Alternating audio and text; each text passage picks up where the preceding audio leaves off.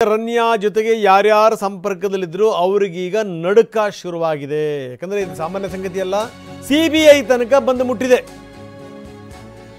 ಬಹಳಷ್ಟು ಸಂಗತಿಗಳು ಹೊರಗಡೆ ಬರ್ತಾ ಇವೆ. DRI ವಿಚಾರಣೆ ವೇಳೆ ರನ್ಯಾ ಪ್ರಭಾವ ಬಯಲಾಗಿದೆ. ಯಾರ್ಯಾರ ನಂಟಿದೆ, ಯಾರ್ಯಾರ ಗಂಟಿದೆ ಗೊತ್ತಾಗುತ್ತೆ. ಡಿಜಿಟಲ್ ಸಾಕ್ಷ್ಯ ವಶಪಡಿಸಿಕೊಂಡಿದ್ದಾರೆ ಪೊಲೀಸರು.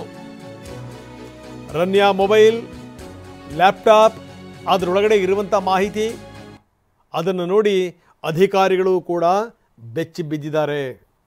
ಇದು ಕಹಾನಿ. ಅಂದರೆ ಇನ್ನಷ್ಟು ಮತ್ತಷ್ಟು ಜನರ ಹೆಸರು ಬಂದರೂ ಕೂಡ ಆಶ್ಚರ್ಯ ಇಲ್ಲ, ಅಚ್ಚರಿ ಇಲ್ಲ. ಯಾಕಂದರೆ ಸುಮ್ಮನೆ ಯಾರೋ ಒಬ್ಬಳು ಲೇಡಿ ಪದೇ ಪದೇ ವಿದೇಶಕ್ಕೆ ಹೋಗೋದು, ಅಲ್ಲಿಂದ ಚಿನ್ನ ತುಂಬ್ಕೊಂಬರೋದು, ಮೈಗೆಲ್ಲ ಅಂಟಿಸ್ಕೊಂಬರೋದು, ಕೇಜ್ ಗಟ್ಟಲೆ ತರೋದು ಈ ಸಾಮಾನ್ಯ ಸಂಗತಿನಾ? ಸುಮ್ಮನೆ ಆಗ್ಬಿಡುತ್ತಾ? ಇಲ್ಲಿ ಒಂದಿಷ್ಟು ಈ ಬಂಗಾರ ಕಳ್ಳಸಾಗಾಣಿಕೆ ಮಾಡುವಂಥವರು, ಬಂಗಾರದ ಅಂಗಡಿಯವರು, ಅವ್ರದ್ದು ನಂಟಿರುತ್ತೆ, ರಾಜಕಾರಣಿಗಳ ನಂಟಿರುತ್ತೆ. ಕೇಳಿ ಕೇಳಿ ಪೊಲೀಸ್ ಅಧಿಕಾರಿಯ ಮಗಳು, ಪೊಲೀಸ್ ಅಧಿಕಾರಿಗಳ ನಂಬರ್ಗಳು ಕೂಡ ಪತ್ತೆಯಾಗಿವೆ. ಹಾಲಿ ಸಚಿವರುಗಳು, ಮಾಜಿ ಸಚಿವರುಗಳ ನಂಬರ್. ಈ ರಾಜಕಾರಣಿಗಳ ನಂಟು ಗಂಟು ಇಲ್ದೇ ಯಾವುದೂ ಆಗಲ್ಲ ಬಿಡಿ. ಬರಬೇಕು ಒಂದಷ್ಟು ಜನರದು ಹೊರಗಡೆಗೆ. ಯಾರ್ಯಾರ ಹಣೆ ಬರಹ, ಯಾರ್ಯಾರ ಯೋಗ್ಯತೆ ಏನು ಅಂತ ಗೊತ್ತಾಗಬೇಕು ಜನಗಳಿಗೆ.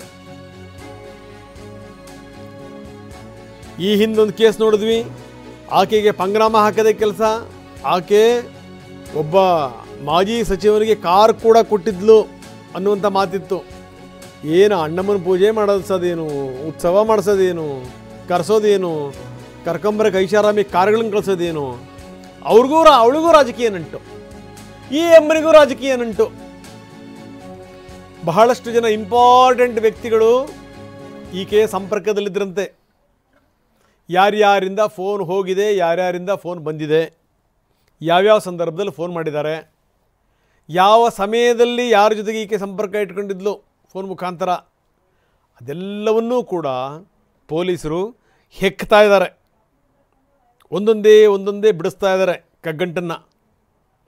ನೋಡಬೇಕು ಇದು ಎಷ್ಟರ ಮಟ್ಟಿಗೆ ಪಾರದರ್ಶಕವಾಗಿ ಆಗುತ್ತೆ ಅನ್ನುವಂಥದ್ದು ಕೂಡ ಇಂಪಾರ್ಟೆಂಟೇ.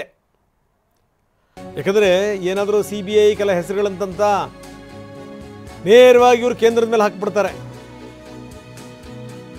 CDRನ ಶೋಧನೆ ಮಾಡಿಬಿಟ್ಟಿದ್ದಾರೆ ಪೊಲೀಸರು.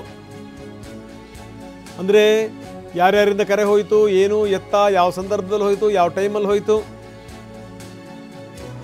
ಲ್ಯಾಪ್ಟಾಪ್ನಲ್ಲಿ ಏನೇನು ಮಾಹಿತಿ ಇದೆ,